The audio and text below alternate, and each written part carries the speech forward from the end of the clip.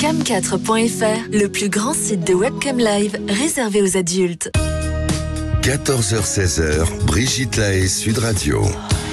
Bonjour à tous, nous sommes ensemble durant ces 2 heures sur Sud Radio. Alors vous connaissez sans aucun doute Roman Polanski et vous êtes peut-être fan comme moi de son travail en tant que réalisateur.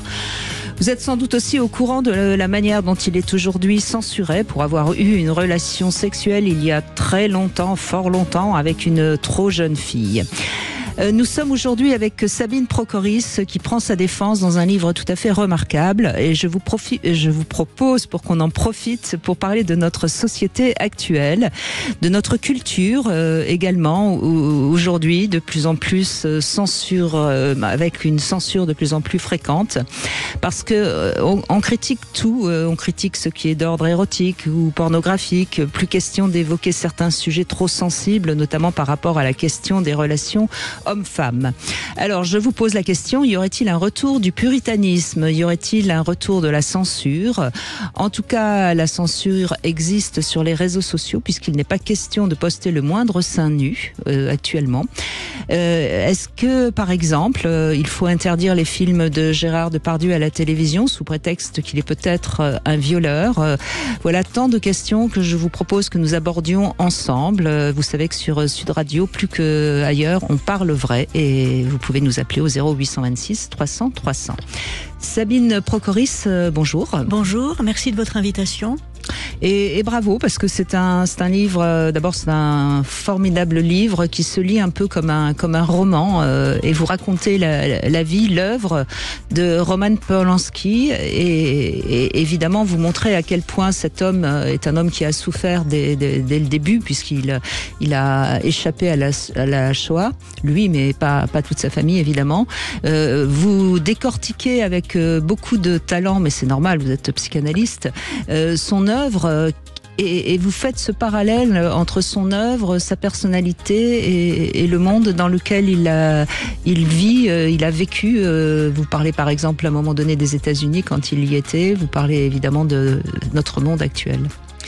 Oui, enfin, si vous voulez, le propos de mon livre, c'était, bon, moi, c'est même pas en tant que psychanalyste ou en tant que philosophe que je l'ai écrit, c'est plutôt en tant que spectatrice d'abord des films de Roman Polanski, et comme disait Freud, les artistes nous aident à penser, ils élargissent notre réflexion. Comme disait Freud, les poètes connaissent une foule de choses entre ciel et terre dont notre sagesse d'école n'a même pas le soupçon, en fait. Et en fait, Roman Polanski, comme un certain nombre de grands artistes en littérature, en cinéma, à cause, pas tant de sa vie d'ailleurs, que de la manière dont il y a une sorte d'étrange alchimie qui s'opère chez les grands artistes, entre leur rapport au monde, qui est fait de leur expérience, qui est due au hasard de la destinée, si vous voulez, et puis une espèce de fécondité de l'imagination qui leur permet de pouvoir être en fait autres que ce qu'ils sont, à travers leurs personnages. Et souvent un peu en avance sur leur époque. Complètement. Et puis, je veux dire, et ce qui est particulier pour moi à Roman Polanski, vraiment, qui caractérise son cinéma, je dirais, c'est l'acuité absolue, extraordinairement décapante de son regard. Avec beaucoup d'humour aussi. C'est-à-dire, et je pense que c'est une des choses qu'on lui a reproché, enfin, qui n'a pas été bien supportée dans son cinéma. D'ailleurs, certains de ses films ont été assez mal reçus, malgré son énorme, magnifique carrière cinématographique. C'est-à-dire que je pense que l'enjeu du cinéma de Roman Polanski, c'est vraiment la question du discernement qui permet de dégager, de séparer la vérité de la falsification. D'ailleurs, beaucoup de figures d'enquêteurs dans ces films. Et alors, en regard de ça, ce qui m'a frappé, si vous voulez, ce sont les procédés falsificateurs des médias, d'un certain nombre de médias, de beaucoup de médias, qui depuis très très très longtemps, depuis l'assassinat atroce de son épouse Sharon Tate en 1969, ont collé sur la figure de Roman Polanski, en raison aussi d'une à la fois des malheurs de son existence, considéré comme la preuve qu'il était sulfureux. Et de certains de ses films, comme Rosemary's Baby ou d'autres, on a collé sur Polanski par le moyen de procédés falsificateurs que j'essaye de décrire, si vous voulez, et dont j'essaye d'analyser les effets. Je parle pas des intentions des journalistes, en fait ça m'est égal, mais plutôt les effets de cela. La figure d'un monstre. la figure d'un monstre. D'ailleurs, Roman Polanski, dans son interview de 2019 à Paris Match, qui lui vaut un procès en diffamation par une de ses accusatrices, parce qu'il s'est permis de dire que ces allégations étaient mensongères, Charlotte Lewis, eh bien, dit, on a voulu faire de moi un monstre. Et j'essaye de faire, si vous voulez, l'historique de cette fabrication du monstre à l'époque, si vous voulez, des alternative facts. Voilà. Alors, dès le départ, de toute façon, l'œuvre de Polanski dérange parce que elle est en effet sulfureuse. Je veux dire, on se souvient par exemple du Bal des vampires, qui est à la fois un film qui se veut un peu fantastique, un film très drôle, hein. En même temps très comique, mais en même temps qui montre aussi le côté vampirique de l'humain. Hein. C'est-à-dire oui et non, oui en même temps. Je veux dire, il se moque, si vous voulez, Polanski dans beaucoup de ses films, des croyances aux démons, si vous voulez, les croyances diaboliques. Et le soufre, c'est juste ce qu'on projette sur Polanski, de son regard très très caustique en fait sur un certain nombre de croyances. Le Bal des vampires est un film très très drôle, mais c'est un film assez sombre en même temps, vu la manière dont il se termine, puisque l'actrice, c'est justement Sharon Tate qui joue. Eh bien, elle est devenue vampire. Elle a été mordue par un vampire et elle devient vampire. Un jour, elle va répandre dans la planète entière quelque chose du mal, si vous voulez. Il réfléchit un petit peu avec beaucoup d'humour et avec une sorte de vraie lucidité sur l'humain qui n'est jamais méchante, parce qu'il a quand même une sorte de confiance malgré tout dans la capacité des humains, en tout cas à certains moments de leur existence. Oui, et puis il y a toujours il y a toujours cet humour dans les dans le Bal des vampires, c'est très très drôle. Il y a vraiment, c'est un film vraiment. Oui, je vous invite, si vous ne l'avez jamais vu, d'ailleurs, de le voir. On arrive heureusement encore à se procurer les films de Polanski. Oui, il fait gagner de l'argent aux distributeurs. Mais c'est alors. Parallèlement, bien sûr, à Polanski, si vous voulez en parler, vous pouvez nous appeler, évidemment. On va faire un petit état des lieux, si je puis dire, sur... moi, je trouve qu'il y a un retour du puritanisme, il y a un retour de la censure. Vous êtes d'accord avec ça ou pas, Sabine? Oui, il y a certainement un retour de la censure, notamment en matière sexuelle. Tout ce qui touche à la question sexuelle devient aujourd'hui, on a l'impression d'avoir en face des ligues de vertu qui poussent des cris horrifiés. Vous savez, j'ai trouvé chez Beckett ou chez Ronsard des textes qui feraient s'évanouir nos modernes ligues de vertu, si vous voulez. Par exemple, là, dans un très beau texte de Beckett qui s'appelle Premier amour, c'est un texte magnifique, très court. Et à un moment donné, il y a le personnage qui dit les femmes flairent un phallus dressé à 10 kilomètres. Bon, imaginez cette phrase dans la bouche de Depardieu, tout le monde va lui tomber dessus en disant mais mon Dieu, c'est un violeur. Bon, à cause du continuum, des VSS. Bon, il y a plein d'autres choses. Mais si vous voulez, oui, il y a un retour de la censure, ça c'est certain. Le puritanisme, c'est très paradoxal. C'est très paradoxal parce qu'en même temps qu'il y a cette sorte de fantasme de pureté sexuelle, il y a une sorte de délectation absolument sexualisée au lynchage, à l'obscénité des lapidations médiatiques, avec tous les détails sexuels. Vous savez, la chef de meute, si vous voulez, des accusatrices d'un des mis en cause de ces dernières années, vous donne le détail de la longueur de la bite, pardon d'employer un mot pas aussi cru, de son violeur. D'ailleurs, c'est un peu étrange. En général, quand vous êtes violé, vous n'avez pas tellement le temps de mesurer l'engin. Vous n'êtes pas là avec votre double décimètre. Mais je veux dire, tous les détails sexuels les plus crus sont donnés avec une sorte de délectation qui se combine avec un goût du sang, en fait. Enfin, un goût de l'exécution publique. Donc, oui, il y a une censure et en même temps un puritanisme paradoxal, puisque en même temps, je veux dire, il y a une sorte d'obscénité liée à cela. Et puis alors, vous insistez évidemment dans ce livre pour rappeler à quel point on a tendance à croire les victimes de toute façon et qu'il y a une sorte de justice sur les réseaux sociaux qui dilapide toute personne tout homme qui est accusé par oui, c'est-à-dire puisqu'une accusation vaut preuve. Dans le logiciel MeToo, j'avais développé ça dans le Mirage MeToo dont nous avions parlé chez vous déjà plusieurs fois. D'ailleurs, le livre sur Polanski, il y a deux petits germes en fait de ce livre dans mon esprit peut-être j'en parlerai. Mais si vous voulez, il était déjà en germe dans le livre sur le Mirage, puisque dans le Mirage MeToo, il y a une partie consacrée à l'usage par le mouvement du cas Polanski.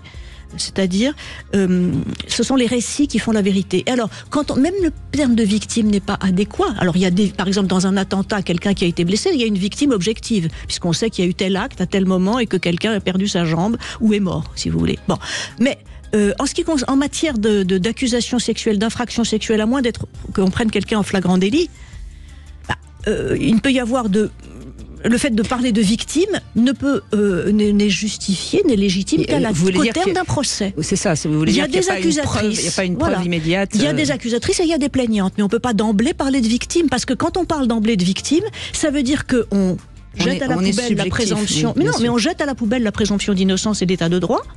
C'est-à-dire que celui qu'on accuse est a priori coupable. C'est-à-dire on remplace la présomption d'innocence, qui est une réserve du droit, qui dit que aucun citoyen, ni vous ni moi, quelle que soit l'accusation qui nous vise, ne peut être déclaré coupable avant d'avoir été déclaré tel au terme d'un procès équitable. Donc il y a des plaignantes, il y a des pures accusatrices, et puis il y a des gens qui sont mis en cause. Voilà. Eh bien, on va parler de tout ça avec vous sur Sud Radio 0826 300 300. Nous retrouvons Charles dans un instant. De l'Hôtel-Dieu au Brotteau, de la place Bellecour au centre historique classé au patrimoine mondial de l'UNESCO, des Bouchons lyonnais aux Halles Paul Bocuse. Depuis le sommet de Fourvière, Sud Radio rayonne désormais à Lyon et le Grand Lyon sur 105.8. Connectez-vous aussi avec l'appli Sud Radio et parlons vrai. 14h-16h, Brigitte Lahaie, Sud Radio. Nous sommes avec Sabine Procoris, philosophe et psychanalyste, autrice. J'y arrive pas à m'y faire. Hein. On s'en fout, mais nous on s'en fout, mais il y a des femmes que ça blesse. Alors il faut que je fasse attention. Autrice donc de ce livre Qui a peur de Roman Polanski, c'est aux éditions Le Cherche Midi, et c'est notre fil rouge aujourd'hui. Bonjour Charles.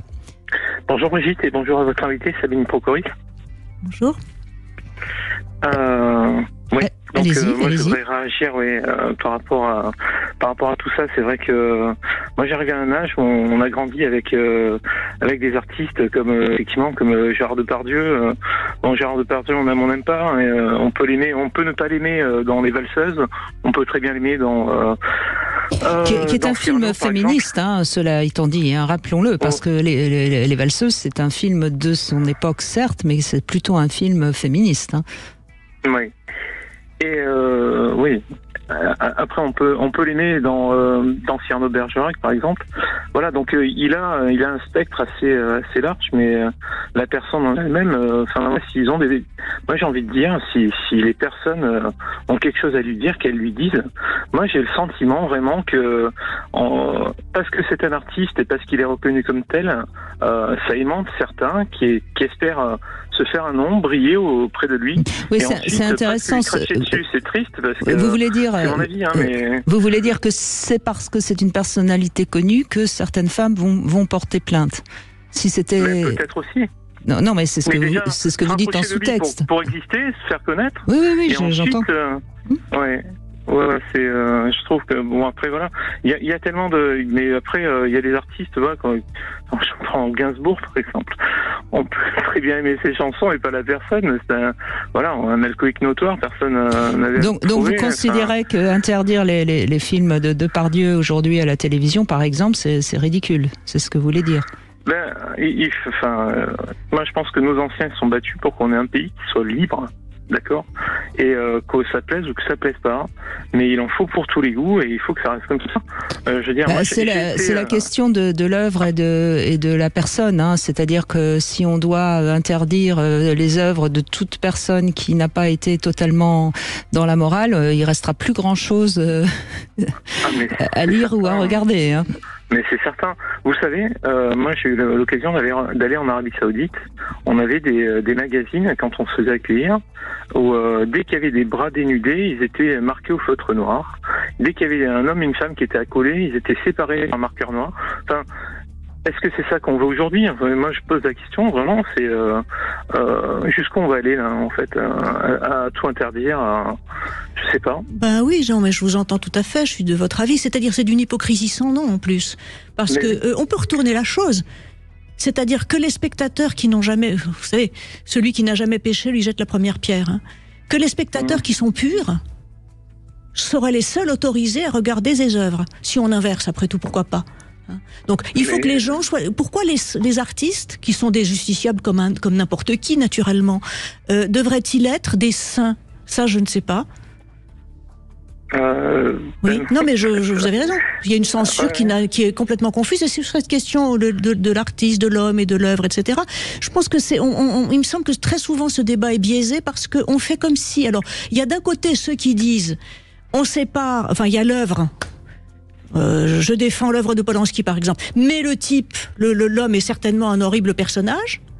Vous voyez, ce genre de défense. Et puis il y en a d'autres qui vous disent ah oui, mais l'œuvre de Polanski démontre qu'il est un violeur pédophile. Par exemple, la philosophe Geneviève Fraisse, pour ne pas la nommer, j'en avais parlé dans le Mirage MeToo, vous explique tranquillement, avec un raisonnement assez tortueux, que un film comme Tess et un film comme J'accuse, Tess, donc qui est l'histoire de cette jeune femme, le destin tragique de cette jeune femme qui termine pendue, qui est d'après un magnifique roman de Thomas Hardy du 19e siècle, et J'accuse serait la preuve que Roman Polanski serait un violeur pédophile. De même qu'on vous a expliqué que puisqu'il avait fait Rosemary's Baby, qui est un film exceptionnel, eh bien, ça doit être qu'il est tellement diabolique c'est lui qui a commandité, sinon accompli, enfin, en tout cas, il est mêlé au meurtre de Sharon Tate. C'est-à-dire, en gros, voilà. Donc, vous voyez, c'est très, très simple. C'est-à-dire, bien entendu qu'un artiste, les œuvres ne sont pas faites par des robots, et même les œuvres de l'intelligence artificielle sont faites à partir de compilations, de créations d'êtres humains, si vous voulez.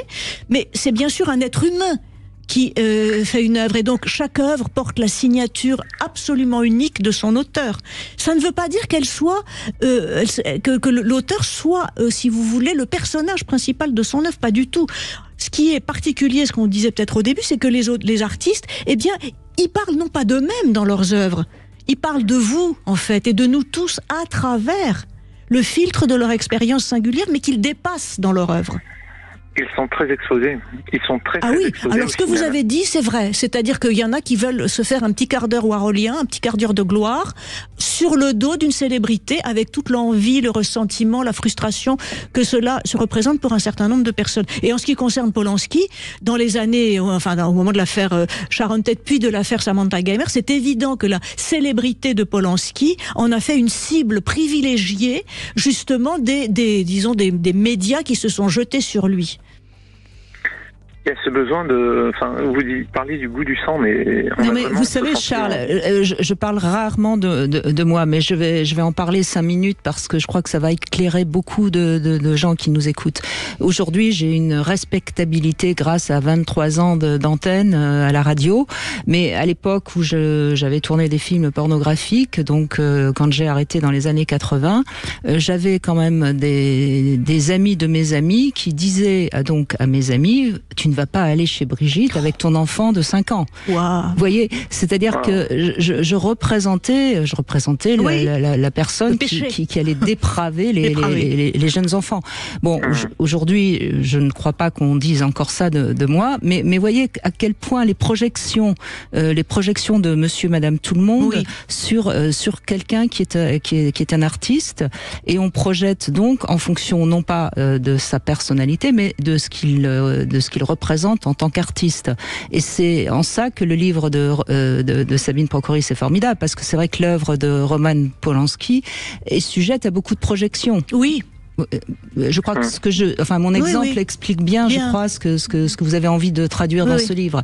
Vous comprenez, Charles? Et de par Dieu, de par déjà son physique, et puis ses propos parfois excessifs, évidemment, permet aussi beaucoup de projections, et c'est pas parce qu'il dit des insanités que c'est forcément un violeur non plus. Vous voyez, le raccourci, il est évidemment facile, mais faux.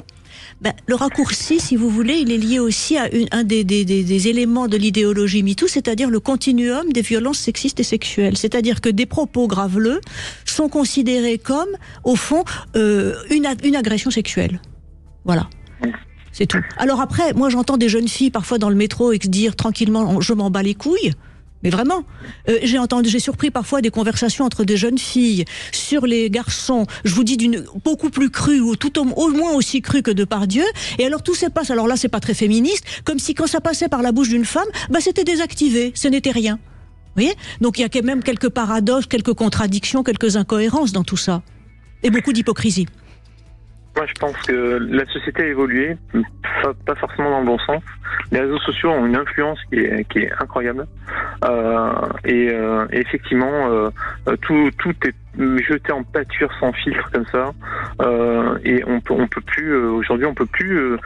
Parce que si on commence à arrêter dans les réseaux sociaux après derrière, ça veut dire... On essaye, écoutez, on essaye, Charles, dans cette émission, justement, d'aborder les sujets, et merci d'avoir...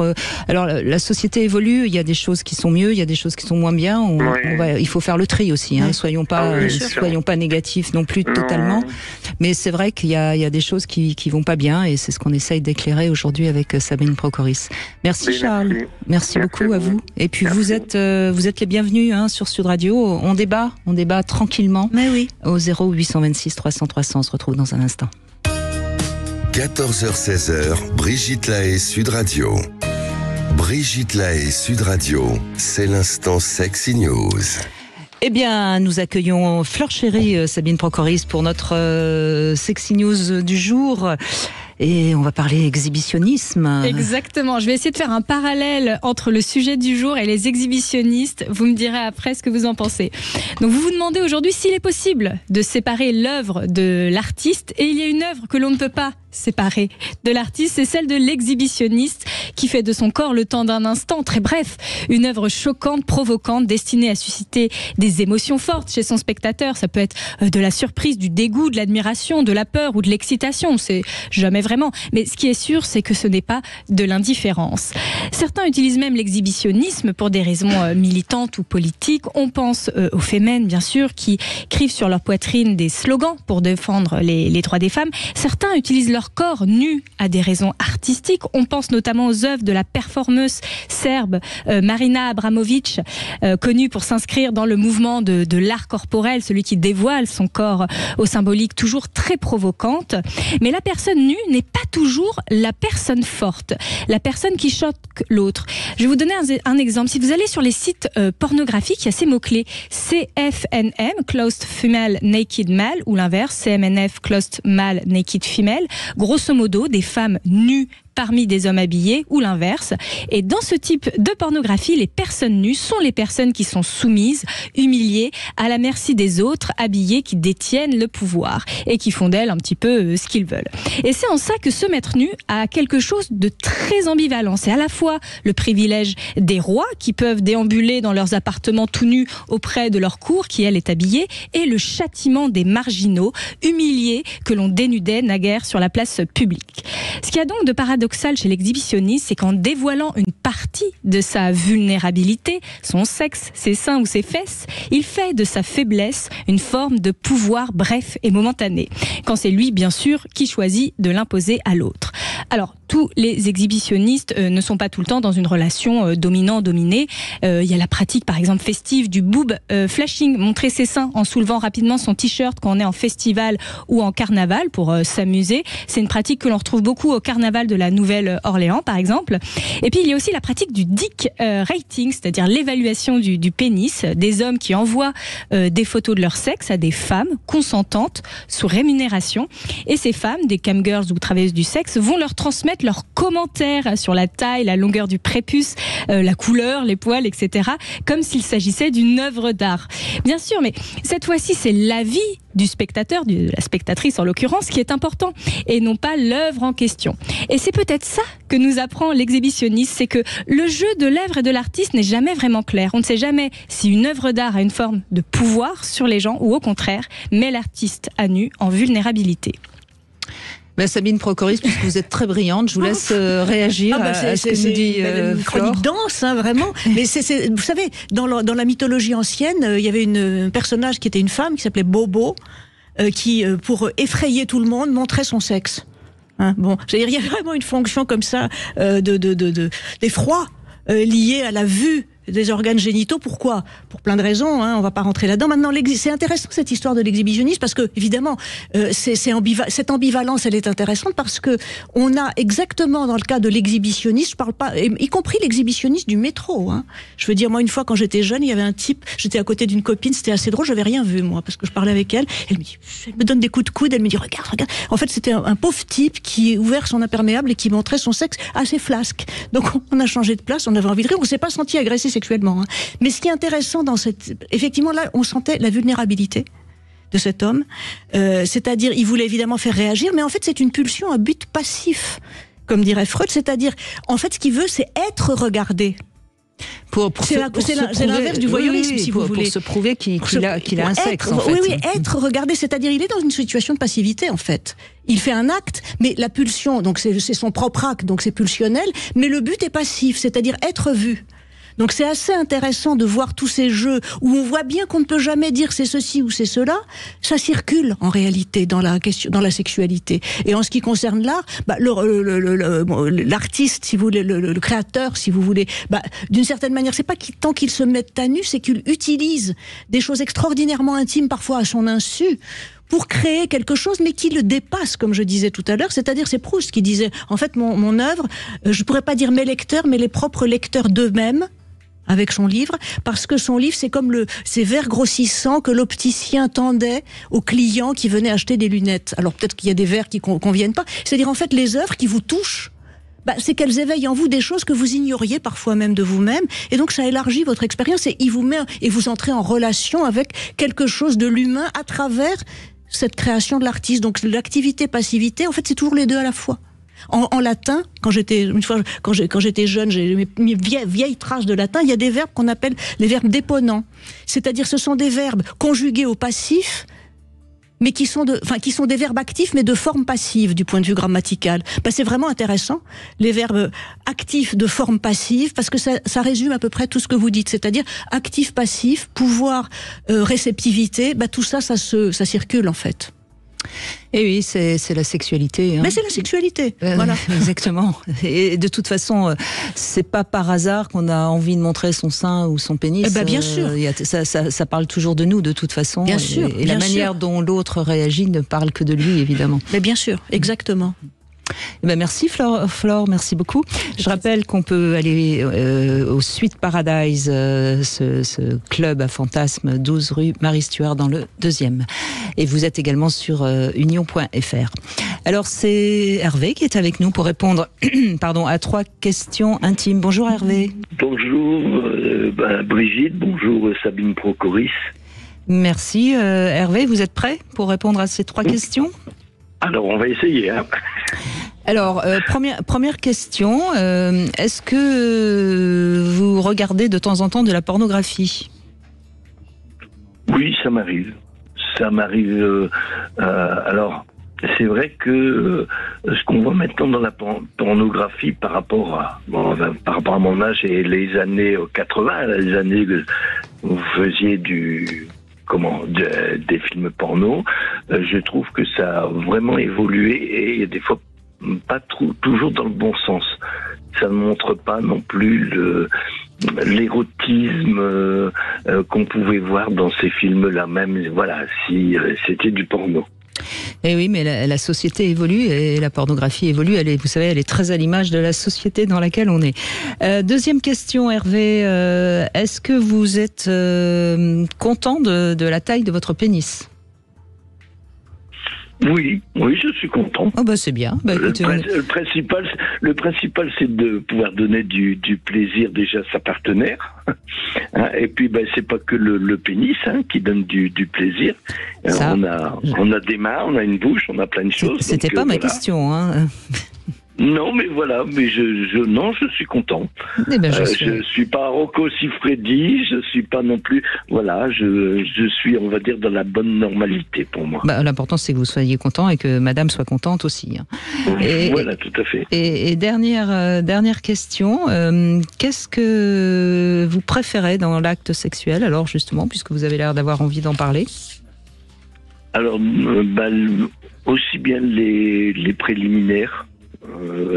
Et parce que pour moi, c'est le moment où on est en complicité avec notre partenaire. Hein, c'est là où on découvre le plus et que, on va dire, on se chauffe, on va dire ça comme ça. Et après, c'est sûr que la pénétration, c'est la cerise sur le gâteau. Oui, enfin, vous aimez tout, quoi, en gros. Voilà, oui. Oui. Je vous laisse poser une question à Sabine Procoris, Hervé. Alors, bonjour Sabine. Alors, je voulais vous poser comme question, par rapport au thème de l'émission, ce que vous pensez un petit peu des réseaux sociaux, de l'influence que ça peut avoir, et surtout sur tout ce qui est, on va dire, les ragots de ce qui peut se passer. Hein. Vous parliez de Polanski, il y a eu l'affaire Berry, il y a eu plein de choses comme ça. Et qu'est-ce que vous en pensez des réseaux sociaux? C'est-à-dire que moi je les pratique pas, même si par l'intermédiaire de personnes qui les pratiquent, je suis assez au courant de ce qui peut s'y passer. Puis vous savez, on est sur Facebook, faut être vraiment inscrit, mais sur Twitter, on peut aller regarder des comptes, etc. Même sur Instagram. Donc, si vous voulez, ce que je remarque en tant que dans ma pratique d'analyste, d'ailleurs, c'est à quel point l'extrême, l'usage extrême des réseaux sociaux, d'une certaine manière, déréalise un peu un certain nombre d'expériences. C'est-à-dire les gens ont l'impression d'être réellement dans l'émotionnel, mais en réalité, c'est tellement formaté ce qui apparaît sur les réseaux sociaux, avec des effets de masse, qu'en réalité, ça formate l'expérience même des gens. C'est-à-dire, quand vous entendez une jeune fille de 18 ans qui vous dit, ça m'est arrivé d'entendre ça, « Madame, un regard de désir, c'est un viol », vous êtes un peu surprise, enfin pour une femme de ma génération en tout cas, mais vous vous dites, mais comment cette fille est-elle connectée à sa propre expérience intime? Elle n'est pas connectée à elle-même, parce qu'elle sait très bien, si elle l'était, que c'est pas vrai. Il n'y a pas la même chose, et elle aime bien, j'imagine, chauffer quelqu'un. Voilà, puis on parlait d'exhibitionnisme tout à l'heure, n'est-ce pas? Ça veut dire qu'elle n'est connectée à un prétendu ressenti que par l'intermédiaire d'un discours qui se répand à travers les réseaux sociaux. Ça, c'est une chose. Et l'autre chose, et c'est à quel point aussi, si vous voulez, on n'a pas de limite sur les réseaux sociaux. C'est-à-dire, dans un certain nombre, dans la vie ordinaire, il y a des cadres à l'intérieur desquels on peut dire ceci ou cela. Par exemple, ici, c'est une émission de radio, c'est pas la même chose que si on était en train de dîner chez l'une des personnes qui sont là, ou bien qu'on était en train de faire une conférence à l'université, ou bien, vous voyez, il y a des cadres. Et à chaque fois qu'il y a un cadre, le type de parole et de propos qu'on peut tenir, il est articulé à ce cadre. Tandis que tout se passe avec les réseaux sociaux comme si c'était décadré complètement. C'est pour ça qu'il n'y a pas de limite. Et qu'on ne sait plus où on en est, en fait. Et que ça s'amplifie, ça se chauffe, et ça peut produire des catastrophes. Rappelez-vous ce qui est arrivé à cette jeune fille, Mila, absolument, oui.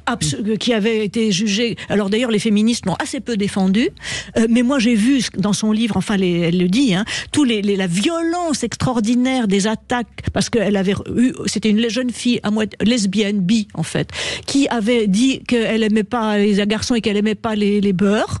C'était un goût personnel. Bon, sur les réseaux sociaux, c'est vrai. Et elle s'est pris, mais il y avait des choses, y compris de la part de jeunes femmes, où on la menaçait de venir la violer en lui coupant les seins. Enfin, toutes les choses que le Hamas a faites le 7 octobre, elle était menacée de choses comme ça sur les réseaux sociaux. Et après, les mêmes personnes, parmi eux, il y avait des étudiants, des étudiantes, même une étudiante en droit. Et arrivés au tribunal, parce que certains d'entre eux ont été jugés, ils ont eu des peines très légères, ils ont dit « Ah oui, on s'est pas vraiment rendu compte ». Vous voyez, la déréalisation. Ouais, alors, c'est terrible, ça. Eh bien voilà, je crois que... Oui, allez-y, Hervé. Je vous rejoins par rapport à ce que vous venez de dire, par rapport aux réseaux sociaux. Je crois qu'on est tous d'accord, et Sabine Procoris nous a très très bien fait, nous a fait un exposé remarquable. Merci Hervé, merci beaucoup. On fait une petite pause, on se retrouve dans un instant avec Arnaud qui nous rejoint. Vous voulez parler à Brigitte Lahaie? 0826 300 300. Cam4.fr, le plus grand site de webcam live réservé aux adultes. 14h-16h, Brigitte Lahaie, Sud Radio. Nous sommes en compagnie de Sabine Procoris, autrice de ce livre Qui a peur, de Roman Polanski aux éditions Le Cherche Midi. Notre fil rouge aujourd'hui, l'œuvre et l'artiste. Arnaud, justement, vous voulez revenir sur ça, hein, je crois. Bonjour. Brigitte, bonjour Sabine, merci pour l'invitation. Effectivement, moi je voulais revenir sur la question, y a-t-il un retour du puritanisme et de la censure? Je pense que il y a un retour du puritanisme. Je crois que on est dans un mouvement, dans un temps où on a une forte exposition à la pornographie et à toutes ces choses. Je pense que l'être humain, de manière naturelle, va chercher à retrouver un équilibre. Et je crois qu'il y a un peu de ça. Je crois que dans toute cette exposition, qui peut être, bien sûr, avec l'arrivée des réseaux sociaux, mais surtout de Internet, etc., il y a une forte exposition et donc du coup un espèce de devoir de retrouver une forme de sérénité et pour moi un équilibre et voilà un retour du puritanisme dans ce contexte-là. Tout à l'heure on parlait des réseaux sociaux et c'est vrai que il y a quelque chose qui influence beaucoup dans les réseaux sociaux et je pense que quand il y a une tendance, on va chercher le contre-exemple, on va chercher à retrouver une forme de sérénité et d'équilibre là-dedans. Alors, je crois que il faudrait peut-être ne pas se tromper sur. Il est certain que la pornographie aujourd'hui est un petit peu le bouc émissaire de beaucoup de choses. Et je crois qu'il faudrait peut-être pas se tromper. La pornographie aujourd'hui, c'est devenu un produit de consommation. Ça n'a plus rien à voir avec la pornographie que j'ai connue, puisque où il y avait on pourrait dire l'envie quand même de faire une œuvre artistique. Et il me semble que la pornographie, qui est donc devenue un produit de consommation, elle est aussi à l'image de la société aujourd'hui, où on est de plus en plus encouragé à être des consommateurs. Et je crois que c'est ça qu'il faut bien comprendre. La pornographie, elle parle pas de sexualité ni d'amour. Elle parle de quelque chose qui pourrait nous permettre quelques instants d'oublier notre condition d'humain, comme la coke, comme les jeux vidéo, comme vous voyez ce que je veux dire.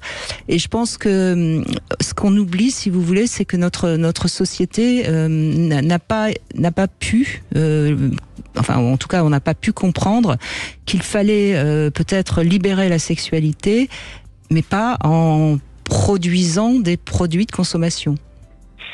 Vous avez tout à fait raison et moi après j'ai 34 ans et donc du coup j'ai mes yeux de trentenaire où effectivement pour moi la pornographie est arrivée dans quelque chose qui était plus récent et forcément avec voilà le désir de créer de la conso rapide et efficace et donc du coup oui on a enlevé tout ce côté comme vous dites peut-être artistique ou amoureux et je crois oui que ça révèle aussi un peu l'époque dans laquelle on est et c'est pour ça que je crois en espèce de retour. Par exemple c'est comme par exemple la religion qui s'éteint un peu et donc du coup il va y avoir peut-être je sais pas moi un élan un peu plus tard où à chaque fois quand il y a quelque chose qui est un peu extrême ou une tendance, arriver à rapporter à autre chose pour trouver une forme d'équilibre. Oui, mais je crois, Arnaud, d'ailleurs, actuellement, il y a aussi un rejet de la psychanalyse, et tout ça montre bien qu'on ne veut toujours pas comprendre que l'être humain est fait de pulsions, et notamment de pulsions sexuelles.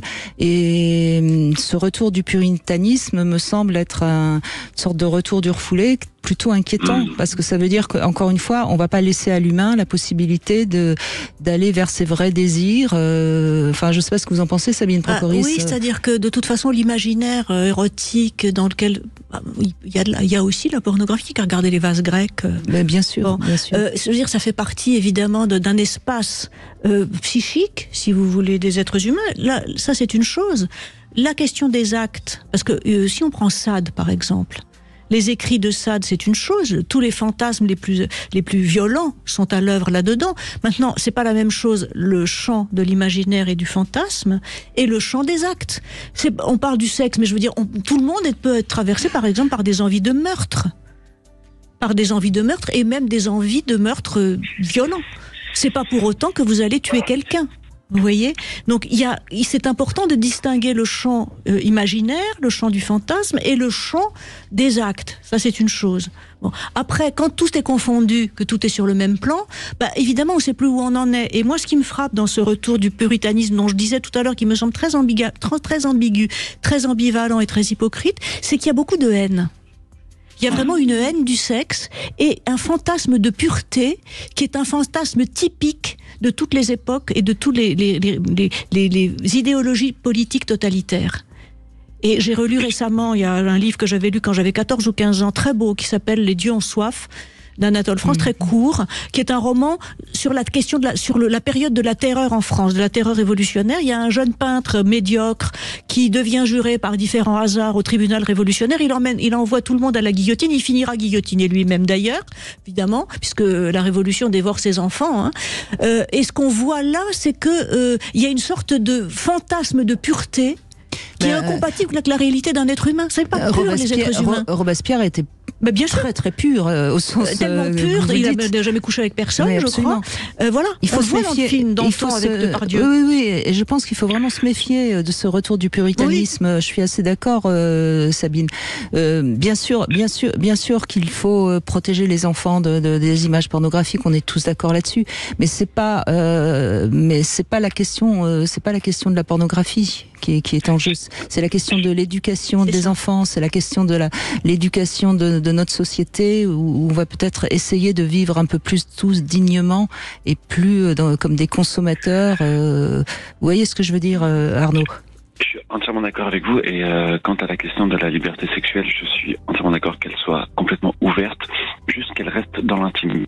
Ça, on est d'accord. Oui. Mais qu'on fasse par là.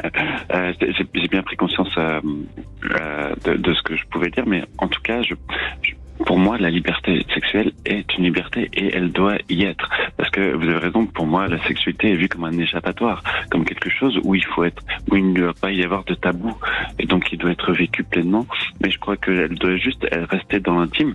Et je crois que simplement, par exemple, les gens de ma génération ou celle d'après, on a une exposition face à la sexualité et face à quelque chose où ça peut être un excès, ça peut être un peu trop, et donc du coup un désir de vouloir recréer un peu quelque chose de plus sain et de plus pur. Et je crois que voilà, à l'instar de Depardieu qui peut être dans l'excès, je crois qu'il y a un désir de vouloir avoir un meilleur comportement. Et je crois que c'est juste ça. C'est pour moi trouver un juste équilibre. Il faut que ça soit plus nuancé. Par exemple, quand ça peut être trop extrême, donc à l'image de Depardieu, un désir de vouloir prendre un peu de recul et de dire là peut-être un peu stop. Essayons de mettre un peu de beauté. Oui, mais Arnaud, ce que je veux dire, je n'ai pas l'intention de défendre Depardieu. C'est la justice qui est en cours, donc je ne vais pas avoir des propos par rapport à cet acteur. Mais ce que je voulais juste dire, c'est attention aussi à ce qu'on nous dit et ce qu'on nous montre de Depardieu aujourd'hui. Vous voyez, c'est-à-dire que moi, je veux bien tout ce qu'on veut, mais méfions-nous de la manière dont on nous manipule. Et c'est en ça que j'ai eu envie de recevoir Sabine Procoris, parce qu'elle démontre bien dans son livre Qui a peur de Roman Polanski comment on est manipulé pour pouvoir taper sur quelqu'un et d'une manière parfois très subjective. Et je suis entièrement d'accord. Attention à bien recevoir l'information.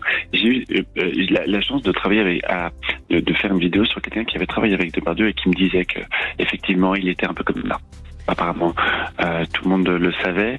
Et je crois que vous avez raison. Et je ne cherche pas à lui donner tort ou raison, mais je dis juste que l'image que ça peut donner envie à certaines personnes d'avoir une meilleure image, d'avoir un meilleur comportement et de dire oui. Et je crois que dans les générations, dans les jeunes générations, il y a une exposition au sexe assez fréquente quand même dans les mots, dans l'exposition. Mais bien sûr. C'est juste que par rapport à ça, du moins je parle pour les jeunes générations, de comprendre qu'il puisse y avoir un désir d'avoir une image. Mais Arnaud, on a tous un désir plus fort d'amour que de sexe à outrance.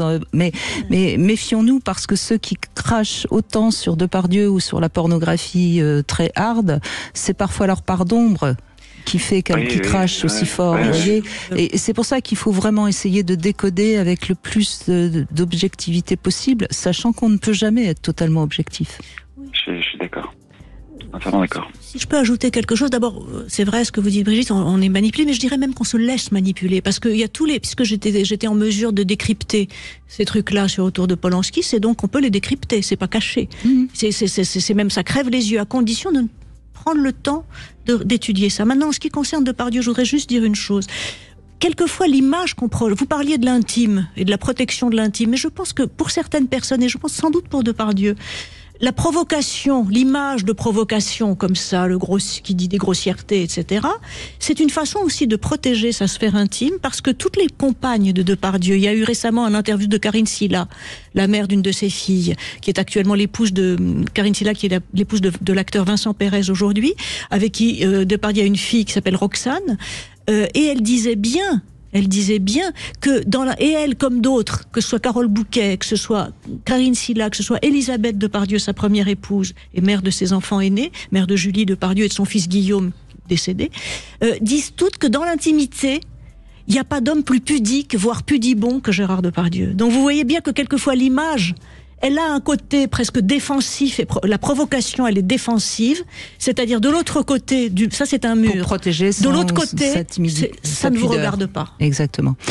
C'est pour ça que c'est important d'essayer de décoder, et c'est ce qu'on essaye de faire ensemble. Mais merci Arnaud de votre témoignage, parce que oui, il reflète aussi ce que beaucoup de personnes pensent, et c'était bien que vous puissiez prendre la parole. On se retrouve tout de suite après les infos. Sud Radio Parlons Vrai arrive dans le joyau de la région Auvergne-Rhône-Alpes. Depuis le sommet de Fourvière, Sud Radio rayonne désormais à Lyon et le Grand Lyon sur 105.8.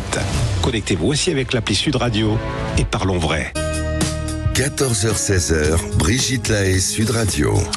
Eh bien, nous continuons à parler avec vous de la censure, de ce retour du puritanisme, à l'occasion de la sortie du livre de Sabine Procoris sur Roman Polanski. Qui a peur de Roman Polanski? C'est aux éditions Le Cherche Midi. Vous avez fait une magnifique enquête en décryptant les différents films de Polanski, et puis surtout en montrant à quel point on peut nous manipuler, à quel point on a tendance aujourd'hui à raconter un petit peu n'importe quoi, et c'est vrai que le public malheureusement suit, notamment à travers les réseaux sociaux qui sont de plus en plus violents. Laurence veut réagir et on lui donne évidemment la parole. Bonjour Laurence. Oui, bonjour Brigitte, bonjour Sabine. Alors moi je suis enthousiasmée par le courage de cet auteur qui ose poser un livre avec un titre pareil, par les temps qui courent. Donc effectivement, il y a une espèce de puritanisme qui plane. Alors c'est très très particulier. Moi, le mot que je voudrais mettre dans ce débat, c'est le mot distance, parce que j'ai l'impression que le problème n'est pas qu'il y ait des gens puritains. On a le droit d'être puritain, comme on a le droit d'être très exhibitionniste. Et par contre, ce qui me semble dangereux, c'est que désormais, avec les outils dont nous disposons, le goût du business aussi, le puritain peut acquérir un pouvoir de meute qui est extrêmement dangereux. Et l'homme a réussi, grâce à l'écriture, au cours des millénaires, à mettre sa pensée à distance, à la densifier, à la complexifier. Et les réseaux nous ramènent complètement en arrière avec une pensée, une action qui peut suivre une pensée totalement embryonnaire et dangereuse. Bravo Laurence, oui. Sabine a l'air d'acquiescer totalement à ce que vous dites. Bah oui, complètement. Je pense que vous avez raison. Il y a une sorte comment dire, il y a une sorte de rétrécissement, d'atrophie de la capacité de réflexion, de distance critique et d'élaboration due à l'immédiateté permanente et voilà, une chose suit l'autre et puis on continue, on rajoute. Voilà, vous avez complètement raison. Mais en fait, excusez-moi Laurence, mais je crois qu'il faut bien se rappeler que c'est un petit peu la vindicte populaire. Quand on écoutait dans un bistrot dans les années 50, 60, on entendait le même genre de conneries. Sauf que c'était dans un bistrot, dans un village ou dans une ville, tandis qu'aujourd'hui, sur les réseaux sociaux, ça circule de partout et c'est surtout lu par des personnes qui sont très jeunes et qui n'ont pas encore l'expérience et la capacité à penser par eux-mêmes. C'est ce que vous disiez très justement quand vous répondiez à Hervé tout à l'heure, Sabine Procoris. Oui, mais je pense qu'il n'y a pas que les jeunes, parce qu'il y a des jeunes qui sont quand même capables d'élaboration. Il n'y a qu'à voir la jeune femme qui était là tout à l'heure. Il y en a qui ne sont pas. Mais quand même, je pense que ce que je trouve, c'est pas seulement les réseaux sociaux, parce que moi dans mon livre, c'est pas tant des réseaux sociaux que je parle, mais c'est des médias qui ont pignon sur rue. C'est-à-dire, ce qui est grave, c'est la manière dont les médias emboîtent le pas à cette espèce de dégoût des réseaux sociaux et donnent une légitimité à cela. Et d'ailleurs, c'est pas absolument nouveau. À l'époque, il n'y avait pas les réseaux sociaux. Mais rappelez-vous, dans les années, il y a un certain nombre d'années déjà, quand il y avait eu cette horrible affaire Dominique Baudis, où Dominique Baudis avait été accusé par les médias d'avoir été non seulement dans des orgies, mais d'avoir été en cheville avec Patrick Allègre, le tueur en série, tueur en série Patrick Allègre, d'avoir découpé des petits enfants en morceaux, les avoir enterrés, je sais pas quoi. Toute la presse a suivi, à commencer par Le Monde. Le Monde qui avait à l'époque comme directeur aux manettes, c'était Edoui Plenel, qui dirige aujourd'hui Mediapart. Alors finalement, Dominique Baudis a été innocenté. Il y avait Carl Zéro qui avait invité sur son plateau les prostituées qui étaient qui étaient plus ou moins stipendiées, payées pour, avaient reçu un certain nombre de gratifications, disons, pour témoigner contre Dominique Baudis.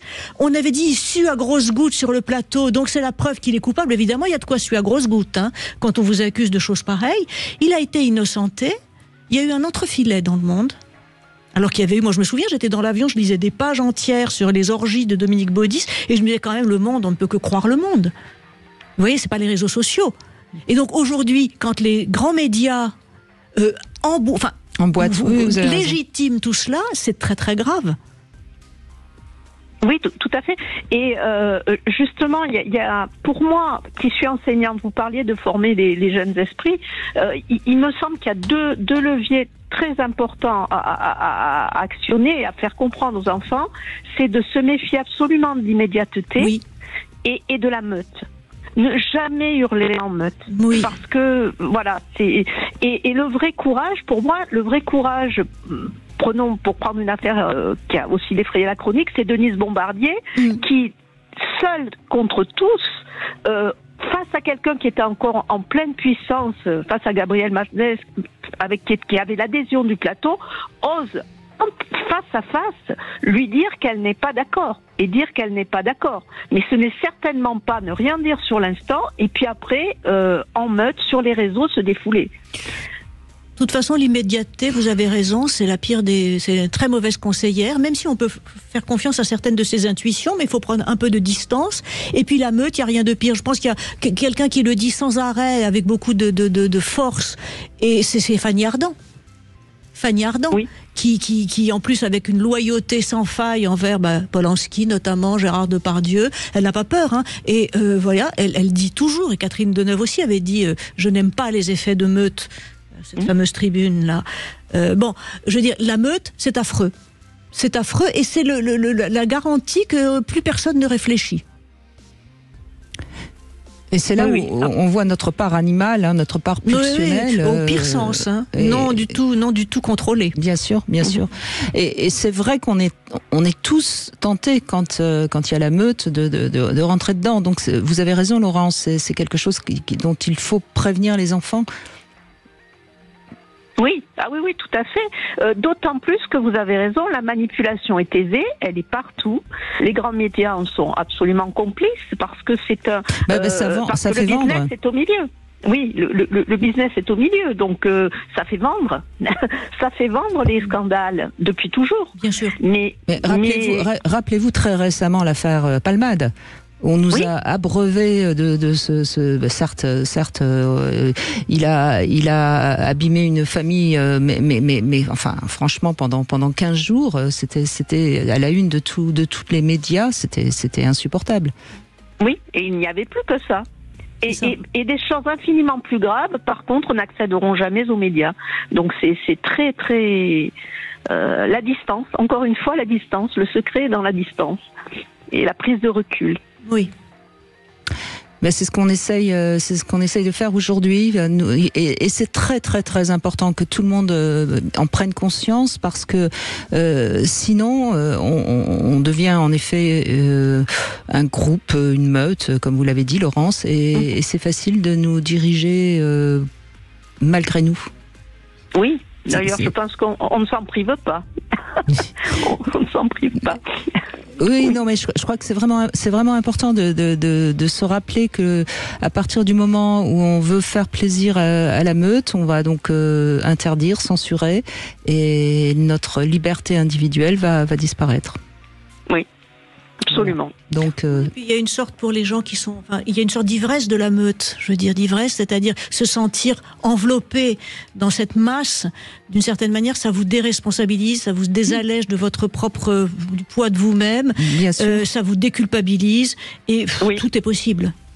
Donc et ça vous permet de vous acheter une bonne conscience. Exactement. À pas cher. Oui. J'ai agi, j'ai fait quelque chose. Donc au quotidien, je n'ai plus besoin de faire grand-chose. Je peux laisser les injustices se commettre sous mes yeux. Voilà. C'est vrai qu'il y a des combats plus intéressants qui sont souvent totalement oubliés, parce que c'est des combats qui là sont des vrais combats, comme par exemple combattre l'excision en France. Ça me paraîtrait par exemple. Hein, L'inceste. Oui, bah ça, celui-là, je fais ce que je peux, moi. Oui, vous faites ce que vous pouvez, mais je trouve étonnant que l'on médiatise autant le harcèlement et que l'on soit totalement silencieux sur l'inceste. Voilà. Oui, mais parce que là, ça nous trouble peut-être un petit peu plus. C'est curieux, c'est comme quoi. Hein. C'est surtout parce que ça ne se résout pas aussi facilement que peut donner l'illusion de se résoudre le harcèlement. Parce que là, on nous a donné l'impression que c'était simple, hein, il suffisait d'écouter l'enfant et tout irait bien. Donc voilà. En tout cas, merci Laurence de cet échange. Merci à vous. On fait une petite pause, on se retrouve dans un instant. Sud Radio, votre avis fait la différence. Je remercie Sud Radio de pouvoir donner la parole aux Français sans les couper, en ayant d'autres avis. Et ça, vraiment, c'est la seule radio en France qui puisse le faire, donc je tiens à le souligner. Sud Radio, parlons vrai. 14h-16h, Brigitte Lahaie, Sud Radio. On continue avec Sabrine Procoris, avec ce livre Qui a peur de Roman Polanski. C'est aux éditions Le Cherche Midi. Christophe, bonjour. Brigitte, bonjour Sabine. Ouais. Allez-y, on vous écoute Christophe. Oui, mais moi par rapport à l'artiste et on va dire aux œuvres, on va dire qu'on peut discerner les deux quand même. Parce que le personnage en lui-même, dans un rôle, ça reste un rôle, on va dire. Oui. Et donc on peut pas le détacher d'une œuvre entière. Par exemple, je sais pas, Manon des Sources, on enlève un acteur, le film n'est pas le même, quoi. Mais ce que la personne peut dire après ou en privé ou en public dans des journaux peut être interprété quand même, peut être choquant pour certaines personnes. On peut, je sais pas si je suis hors sujet ou. Non. Exprimez-vous, Christophe. Vous n'êtes pas du tout hors sujet. On vous écoute et c'est pas. Ouais, en fait, voilà, c'est que je veux dire, voilà, il faut distinguer l'œuvre de la personne, en fait. Les acteurs qui sont accusés ou parce qu'ils ont dit quelque chose qui est déplacé, on va dire, parce que qui est déplacé. Après, on n'est pas obligé d'avoir un avis sur tout ce qui se dit. Voilà. On peut aussi, comme on dit, laisser passer le train, la caravane. La caravane passe et les chiens aboient. Mais enfin, c'est plutôt les chiennes, en règle générale. Ok, d'accord. Non, mais je plaisante. C'est parce que je faisais une allusion aux chiennes de garde, Christophe. D'accord. Oui. Voilà. Mais c'est-à-dire que vous pensez que, cela étant dit, Christophe, il y a des lois qui doivent être respectés. C'est-à-dire qu'on a le droit de dire beaucoup de choses, mais si on a des propos homophobes, racistes ou haineux, appel à la haine, bien sûr. On va être à ce moment-là, on va être sanctionné. Oui, sanctionné. J'ai jamais dit, j'ai pas voulu dire ça en fait. Je veux dire, il y a des propos des fois qui. Après, on peut avoir des propos qui choquent certaines personnes. Et puis on peut avoir des propos. Vous savez, c'est par exemple, je trouve actuellement un truc complètement débile. On ne peut plus faire une blague sexiste sans être tout de suite un petit peu remise à l'ordre. Bon, alors qu'après tout, une blague sexiste, c'est fait pour rigoler, c'est pas fait pour. Enfin, je sais pas ce que vous en pensez, Sabine, mais ou qualifié de sexiste. Enfin bon, je veux dire, on a le droit de. Enfin, je veux dire, de toute façon, l'humour est malvenu dans tout ça. Tout ça est tellement archi empreint d'esprit de sérieux que la plaisanterie est très très suspecte très très vite dans beaucoup de domaines d'ailleurs. C'est vrai. Mais je crois que c'est Coluche qui disait on peut rire de tout, mais pas avec tout le monde. Oui, mais vous savez, je pense que lui dire pas mal de choses. Oui. Il y a peut-être des propos de Coluche aujourd'hui qui seraient censurés. Oui, ou de Pierre Desproges. Ah, sûrement, là, oui. Alors là. Oui, on a là aussi les inconnus, on peut en citer pas mal. Il y a des sketchs des années 80-90 que je pense qu'on pourrait les tourner, mais on pourrait pas les sortir. Alors après, c'est vrai que moi j'ai mon avis personnel, mais encore une fois, c'est mon avis et ce n'est pas la vérité, ce n'est que ma vérité. Je crois que c'est toujours bien important de préciser les choses. Je trouve qu'il ne faut pas juger avec notre époque des choses qui se sont passées à une autre époque. Absolument. Et c'est ça qui m'ennuie un petit peu dans ce qui se passe aussi actuellement, parce que quand on veut retirer par exemple certaines statues ou quand on veut critiquer. Moi, je pense que ça montre à quel point on ne comprend pas l'histoire d'une société, l'histoire d'un pays. Je sais pas ce que. Oh oui, vous avez tout à fait raison. L'anachronisme est tel. Enfin, je veux dire, même en ce qui concerne l'affaire Polanski, je veux dire l'affaire Samantha Geimer, il faut voir aussi ce que c'était Los Angeles, Hollywood de ces années-là. Et moi-même, qui n'étais pas du tout ni à Hollywood ni rien, dans les années fin des années 69-70, j'étais petite, j'avais 11-12 ans. Il se trouve que j'habitais à Montréal à cette époque, et dans ma classe, j'étais en 5e et en 4e, il y avait des coalus, des machins, de la drogue, etc., qui circulaient très très tranquillement. Moi, j'en prenais pas parce que c'était pas trop mon truc, mais je veux dire, voilà, on n'est pas dans le même monde, si vous voulez bien, qu'en ce moment, l'ecstasy, tous ces trucs-là, ça circule, il n'y a pas une fête de trentenaire sans cocaïne aujourd'hui. Bon, je veux dire, donc les époques, c'est vrai qu'on ne peut pas juger l'époque des époques passées dans les mœurs, etc., à partir de nos propres critères, mais aussi on se dit, si l'époque ancienne jugeait notre époque aujourd'hui, ça donnerait des drôles de trucs aussi. C'est-à-dire, il faut aussi resituer les choses dans un contexte historique. Et on l'oublie à chaque fois. On est comme si on était dans une espèce de vérité absolue de la morale qui surplombe la réalité historique et sociologique. Mais c'est pas comme ça, la vraie vie. Non, c'est vraiment important de toujours voir d'où on vient, quelles que soient d'ailleurs nos origines, et peut-être un petit peu plus en regardant bien d'où on vient, on saura où on a envie d'aller, peut-être un peu plus. Christophe, oui. Oui, moi je vais dire que en fait il faut essayer aussi parce que certes c'est pas la même époque, mais moi je l'ai vécu cette époque. Alors tant que je les ai vus ces sketchs, je les ai vus entre guillemets en direct, quoi.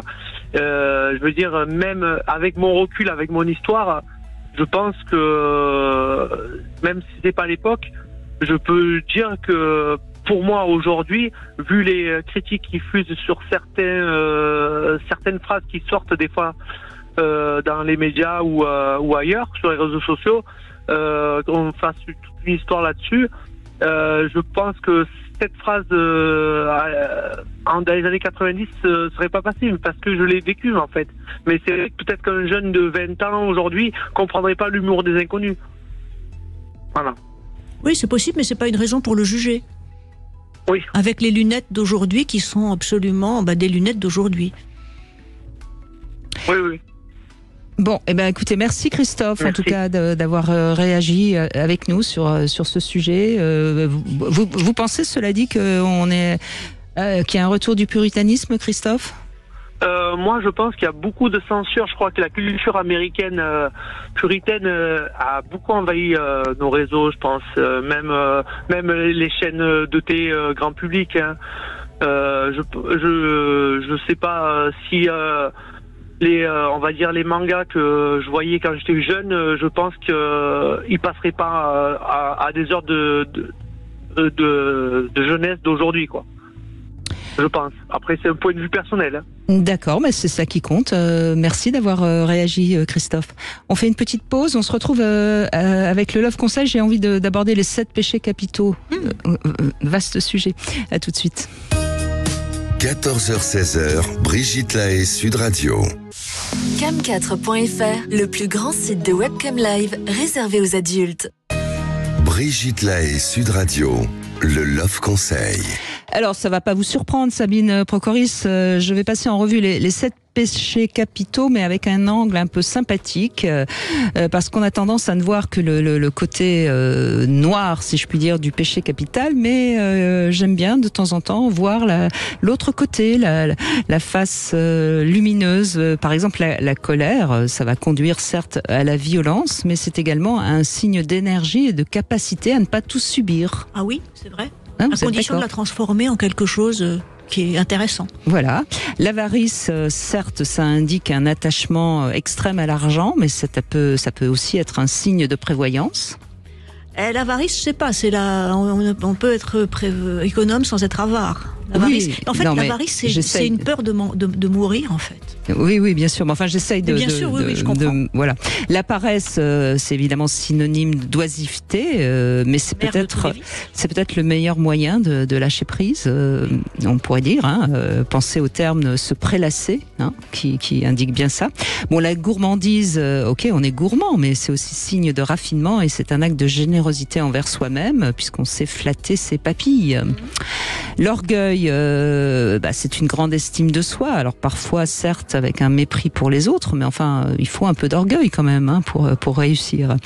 Et quant à l'envie, c'est pas terrible lorsqu'on est envieux, mais ça peut cacher de l'admiration et justement l'envie de ressembler à la personne dont on est en l'envie.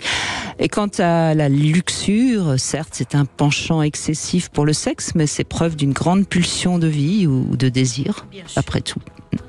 Voilà, j'avais envie, comme ça, avec vous, de revisiter les 7 péchés capitaux.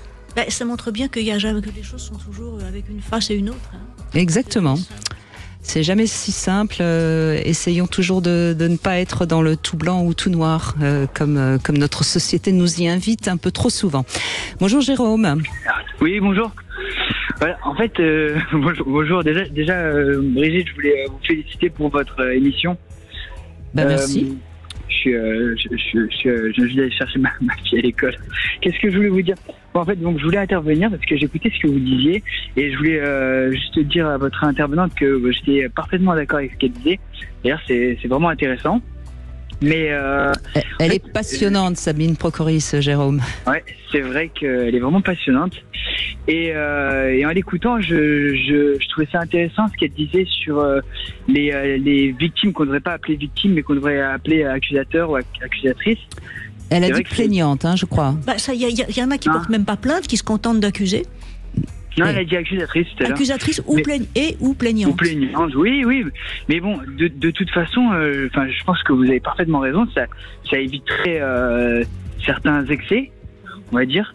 Parce qu'aujourd'hui, on a l'impression que dès que quelqu'un dit quelque chose, il est tout de suite placé sur la place publique, il est tout de suite mis comme quelqu'un qui est coupable, sans avoir été jugé. Et d'ailleurs, ce que vous dites est très intéressant parce que qu'est-ce qui se passe du coup? Moi, je le sais pour voir parfois mes invités me faire signe qu'ils n'ont pas envie de parler, notamment les hommes. On n'ose plus dire des choses parce qu'on se dit, oh là là, si j'ose dire, par exemple, qu'on peut s'en sortir même si on a été violé, en tant qu'homme, qu'est-ce que je vais me prendre comme retour sur les réseaux sociaux? En fait, juste de faire un commentaire, c'est ça, mais juste même de commenter, parfois on se sent coupable de penser de penser différemment ou de se dire que cette personne n'est peut-être pas coupable. Alors on n'ose plus rien dire parce que finalement on a l'impression qu'on va être tout de suite jugé ou comme si nous-mêmes nous étions le coupable de quelque chose de grave. Mais d'un autre côté, j'ai envie de vous dire, c'est assez ambigu parce que d'un autre côté, je pensais à ça quand vous parliez de ça, je pensais aux actes d'inceste ou de pédophilie, et je pensais que là, souvent c'est la femme quand elle accuse le mari, et ben tout de suite c'est elle qui se retrouve parfois avec la perte de l'enfant, et c'est elle qui se retrouve presque comme quelque part la coupable d'avoir dénoncé. Et je trouve que c'est là où il y a une ambiguïté, quoi. Là, je suis pas d'accord. Non, là, je suis pas d'accord avec vous, Jérôme. Lorsque le père ou le beau-père a eu des attouchements ou des abus sexuels sur l'enfant, si la mère dénonce, elle va peut-être être rejetée par la famille. Non, mais enfin, moi je vous dis ça par rapport à des cas que je connais et pas que un. Et j'ai vu souvent, souvent il arrive même que l'enfant il soit donné au père. Et c'est quelque chose que j'ai vraiment, qui m'a vraiment surpris, presque dégoûté d'ailleurs. Et alors que c'est la femme qui est accusée, alors qu'au lieu de même à la limite de mettre l'enfant à distance. Attention, parce que là on est sur quelque chose de trop grave. Jérôme. Ouais, mais je sais que c'est grave, mais c'est parce que je pense que. Non, mais là vous donnez, si vous voulez, vous donnez une interprétation de faits qu'on ne connaît pas. Oui. Et donc je ne peux que vous dire. Faisons confiance à la justice, sinon où est-ce qu'on va? Et peut-être que cette femme a fait une dénonciation calomnieuse et à ce moment-là... Ça arrive malheureusement, ce n'est pas rare, et les enfants sont parfois manipulés. Les cas auxquels je pense, c'était pas le cas, mais bon, enfin bref, en tout cas je voulais vous dire ça, et je vais juste basculer sur un autre sujet. Je pensais aussi à ce que vous aviez dit sur la pornographie tout à l'heure. Vous disiez que ça représentait notre époque, et j'ai l'impression aujourd'hui que si ça représente notre époque, j'ai l'impression que notre époque elle est malade, parce que quand on se balade sur les films pornographiques, parce que bon, ça arrive à tout le monde, ça m'arrive aussi, et j'ai l'impression quand vous lisez les titres, c'est toujours la belle-sœur, la fille, il y a toujours, je sais pas, il y a toujours un contact aussi presque d'inceste, et j'ai l'impression que est-ce que ça plaît vraiment aux gens, est-ce que c'est ça qui plaît à la société aujourd'hui, et ça m'interroge. Alors, Jérôme, que notre société soit malade, ça j'en suis persuadée. J'ai pas besoin de regarder un film pornographique pour le savoir. Il suffit de regarder ce qui s'est passé notamment avec les agriculteurs. Mais ce que je voudrais juste expliquer, c'est que la pornographie, elle a pour but de transgresser les interdits. Elle a pour but de montrer ou de dire des choses qui ne sont pas dans la morale et dans la norme de la sexualité de monsieur, madame, tout le monde. Et donc, elle va forcément aller dans des excès qui vont choquer si on essaye de rester dans une sorte de norme. Alors, je sais pas quoi dire, mais une norme qui soit correcte. Vous comprenez? Donc, que aujourd'hui on ait besoin dans la pornographie de montrer des choses extrêmes, qu'on ait besoin de ridiculiser je ne sais quoi ou je ne sais qui. Ça montre bien que la pornographie sert de défouloir. Vous comprenez, Jérôme? Donc le seul moyen et c'est son but. Donc on peut pas. J'entends, mais je me demande bien, mais c'est vrai ce que vous dites, hein. Mais je m'interroge quand même sur le fait que parce on a tous besoin de. J'ai bien aimé ce que vous avez dit tout à l'heure. C'est un moyen de se sortir de notre vie, un petit peu comme une drogue ou quoi que ce soit. Enfin, vous l'avez bien mieux dit que moi, mais donc j'ai bien aimé cette idée. Mais je me dis, est-ce que parfois, en fait, des fois je me demande qu'est-ce qu'on recherche derrière, en tout cas des fois juste pas dans l'acte, parce que l'acte mais Jérôme, les titres, j'entends votre questionnement, je crois que je le devine. Ce qu'il faut bien se dire, c'est que de voir un peu de pornographie, ça n'a pas grande importance, comme on va regarder un film très violent, on peut adorer regarder un film de guerre, un film d'horreur, c'est pas très grave. Ce qui est grave, c'est quand on tombe dans l'addiction, ou quand très jeune on tombe dans la pornographie. Le seul moyen de lutter contre ça, c'est de remettre un peu plus d'amour d'amour dans notre société, mais d'amour au sens large du terme, pas de l'amour des bisounours comme on entend parfois. Vous voyez, c'est redonner aux enfants une vraie culture, une vraie éducation, c'est de remettre un petit peu de verticalité dans notre société. Voilà, c'est comme ça qu'on va lutter contre la pornographie, mais pas en censurant ou en la mettant comme bouc émissaire de tous les maux de notre société. Je ne sais pas ce que vous en pensez, Sabine Procoris. Oui, et puis bon, je focalise beaucoup là sur la pornographie, mais je veux dire, vous parliez tout à l'heure des films de guerre, des films d'horreur. Ben voilà, c'est pas la même chose, le champ de l'imaginaire, le champ du fantasme et le champ des actes. Voilà, des domaines différents. Vous voyez ce que je veux dire, Jérôme ? Oui, en tout cas, je voulais juste encore une fois vous féliciter pour votre émission. Je trouve que vous êtes vraiment génial, Brigitte. Et ça fait des années que je vous écoute. Non, mais c'est vrai, ça fait des années que je vous écoute. Je me suis toujours servi de vos conseils. C'est vraiment super.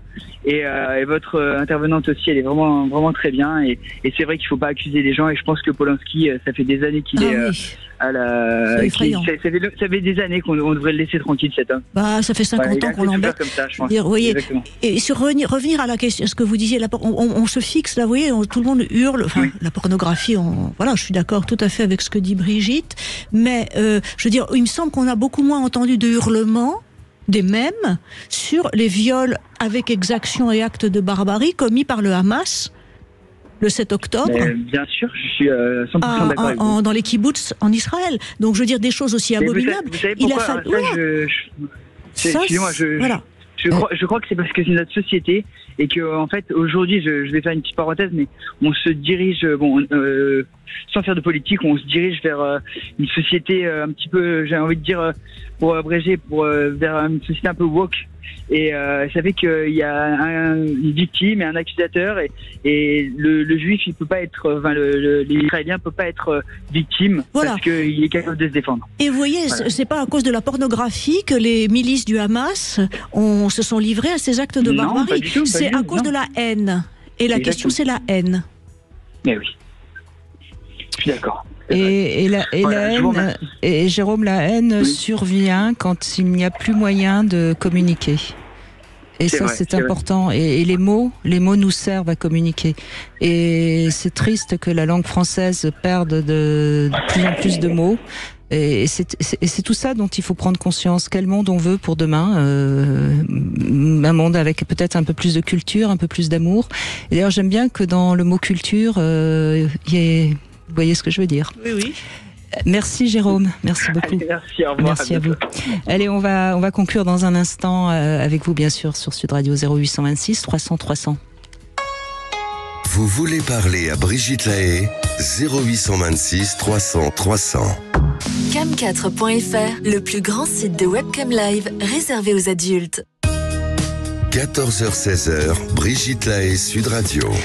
Sabine Procoris est avec nous, j'en ai dit beaucoup de bien et je vous propose en effet de vous pencher sur ce livre qui a peur de Roman Polanski, c'est aux éditions Le Cherche Midi et vous comprendrez mieux comment on nous manipule et comment il faut rester vigilant et peut-être toujours comprendre une œuvre et ne pas systématiquement dilapider l'auteur parce qu'il y a des choses toujours intéressantes à comprendre. Sabine Procoris, c'est Sabrina qui va conclure avec nous. Bonjour Sabrina. Bonjour Brigitte, ainsi qu'à votre invitée Sabine Procoris et à vos auditeurs. Alors, qu'est-ce que vous avez envie de dire, Sabrina? Alors moi, tout d'abord, j'ai tout d'abord envie de vous remercier parce que de continuer à nous sortir de nos dogmes et croyances. Parce que je pense que c'est important. En tout cas, moi, ça m'a beaucoup aidé énormément. Le fait que vous preniez d'être des êtres uniques et authentiques. Moi, ça m'a fait grandir en conscience et ça m'a permis aussi d'aller chercher un peu plus loin vraiment ce que j'étais. Et c'est vrai que le mouvement MeToo, moi, ce qui m'a apporté, même si j'ai pas vraiment je sépare quand même la personne avec l'œuvre, dans le sens où on va dire que cet attachement, ça m'a apporté, ça m'a éveillé à d'autres possibilités. Voilà, de me dire qu'effectivement, il y a des belles et des bonnes choses, et à nous de voir de quel côté on a envie de se ranger. même si j'ai pas vraiment un point de vue, voilà, je veux pas rentrer dans le jugement de la personne, mais je sais que c'est quelque chose qui m'a apporté énormément parce que ça m'a fait travailler sur moi-même, ce que j'étais, moi, ce que je voulais vraiment. Certes, il y a peut-être une souffrance de la personne, je peux l'entendre. Mais vous parlez de qui là quand vous parlez de la personne?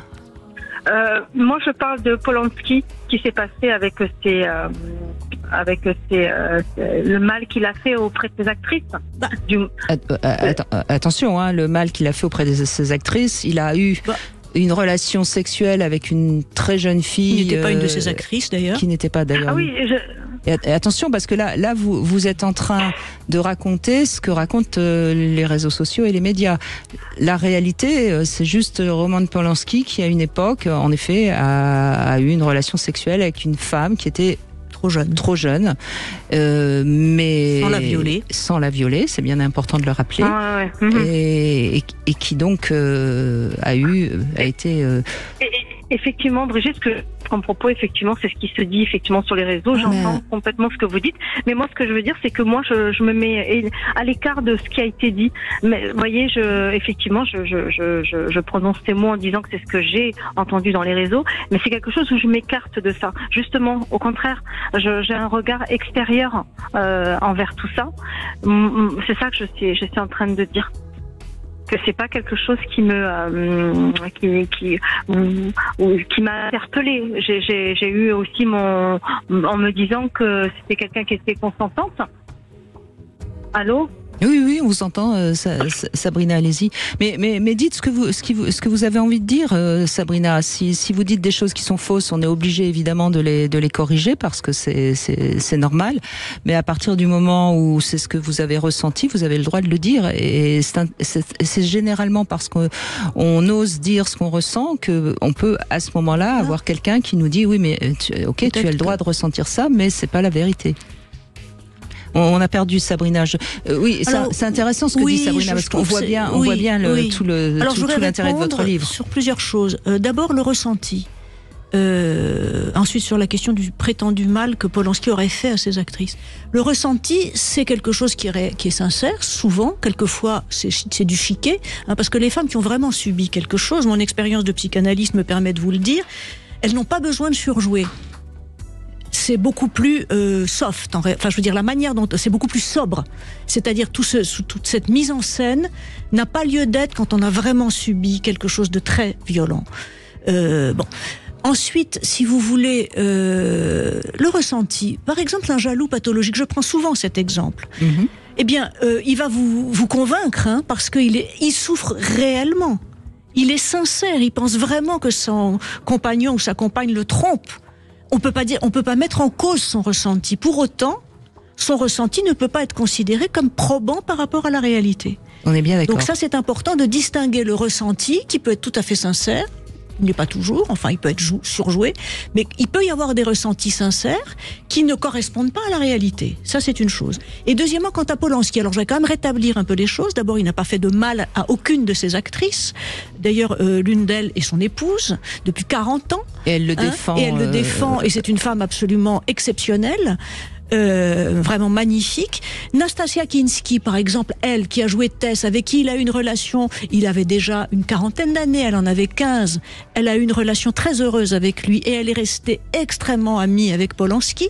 Je veux dire, Polanski n'a fait de mal à personne. Par contre, il y a des femmes qui l'accusent. Alors c'est intéressant parce que l'une d'elles, par exemple Valentine Monnier, qui a dit qu'il avait violé et tabassé, Polanski, tabassé une femme à Gstaad en 1975, qui s'est réveillée tout d'un coup en 2019 comme par hasard, au moment de l'affaire Enel.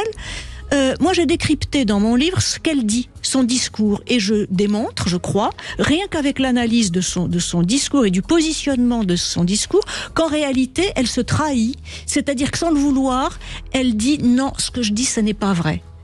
Je l'ai explicité dans mon livre. Donc je l'ai fait sans connaître aucun témoignage de femmes en faveur de Polanski et à charge contre Valentine Monnier. Or, depuis que mon livre est paru, il se trouve qu'il y en a deux avec qui j'ai parlé, qui vont témoigner au procès, mais qui m'ont parlé et qui me permettent de dire ce qu'elles disent. Et les deux femmes, j'ai pas le temps de développer, mais toutes les deux donnent un témoignage parce qu'elles connaissent Roman Polanski et Valentine Monnier. Mais leur témoignage est tel que, et elles n'ont pas d'intérêt personnel, c'est pas des amis de Polanski. Eh bien, leur témoignage il y a un témoignage de personnalité sur Valentine Monnier et sur Roman Polanski, et l'autre c'est un témoignage factuel qui vous dit notamment que quelques mois après le prétendu viol avec violence, Valentine Monnier arrive à Los Angeles avec cette personne qui témoigne, qui est une de ses copines, et elle saute au cou de Polanski, elle l'adore, elle veut plus le lâcher, et elle n'a pas du tout l'air, je peux vous le dire, d'avoir été violée. Donc ces témoignages qui sont absolument circonstanciés, et j'ai parlé avec ces femmes, elles m'ont autorisé à faire état de ça, démontre que ces allégations sont des allégations mensongères. Opportunistes, je ne sais pas pour quelle raison, ça c'est pas mon affaire, pour quelle raison il y a ces allégations, n'empêche qu'elles venaient à point nommé quand même, mais c'est pas parce que quelqu'un dit il m'a fait ci, il m'a fait ça. En plus, il y a quand même quelque chose d'assez indécent, c'est que elle en rajoute. Elle dit quelqu'un m'a dit, qui est mort maintenant, donc il peut pas dire c'est pas vrai. Vous lui rappelez quelqu'un, c'est-à-dire vous lui rappelez son épouse décédée. Alors vous imaginez Orphée qui a perdu Eurydice, qui ne rêve que de la violenter, ça ne tient pas debout. Oui, mais ça correspond exactement à ce que nous disait, je crois, c'est Charles, notre premier auditeur, c'est que certaines femmes vont se faire une sorte d'existence à travers une accusation de viol auprès d'un homme qui est sur la place publique. Et ça, malheureusement... il arrive même qu'elles finissent par y croire elles-mêmes. Mais absolument, on sait la capacité de l'être humain à être un peu mytho. Voilà. Donc je crois que c'est ça qui est important à comprendre. Et encore une fois, moi j'ai trouvé que ce que vous avez dit de plus intéressant, sur lequel je veux vraiment revenir puisqu'on est en fin d'émission, attention, ce sont des plaignantes ou des affabulatrices, ou des accusatrices en tout cas. Mais ce ne sont pas des victimes. Et pour l'instant, on ne peut pas le dire. C'est la loi qui décidera, exactement. La justice. Et la loi, c'est pour nous tous, et ça nous protège tous. C'est bien ce qu'il faut entendre, c'est-à-dire que ça nous protège tous, parce qu'on est tous demain à la merci d'une accusation de je ne sais quoi d'ailleurs. Ce qui est très destructeur, hein. Et ne parlons même pas de l'entourage des personnes accusées de cette façon sur la place publique. C'est tragique, hein, ce qui leur arrive. Et des enfants, des compagnes. Femmes, etc. Là, les compagnes, il y aurait vraiment un livre féministe à faire sur le courage de ces femmes. Hein. Oui, qui défendent des hommes, leur homme accusé vraiment. À tort, oui. Enfin, à tort, la justice le prouvera ou pas. Frédéric, je crois, est avec nous pour réagir en toute fin d'émission. Bonjour Frédéric. Bonjour Brigitte, bonjour à toutes les deux. Merci de réagir Frédéric, on vous écoute, allez-y. Je vous en prie. Il y avait plusieurs réactions, mais on va pas avoir beaucoup de temps sur Polanski. Alors écoutez, moi je ne connais pas l'affaire aussi bien probablement que votre intervenante, mais c'est sûr. Pardon. Oui, allez-y, je vous en prie. Oui. Cela dit, il a plaidé coupable pour rapport avec des mineurs. Oui. Pour rapport avec mineurs, pas pour viol. On est d'accord là-dessus. Oui. Voilà. Il n'a jamais nié ça. Oui, tout à fait, puisqu'il a plaidé coupable. Alors après qu'il ait plaidé coupable, quand on suit un petit peu suivi un petit peu quand même l'affaire, quand on suit un petit peu l'affaire, qu'il ait plaidé coupable, parce que finalement c'était ce qui était le plus arrangeant, ça c'est un autre débat, puis on ne le saura jamais. On n'est pas dans les petits papiers de ce qui peut se faire, mais toujours est-il que rapport sexuel avec un mineur, c'est inacceptable.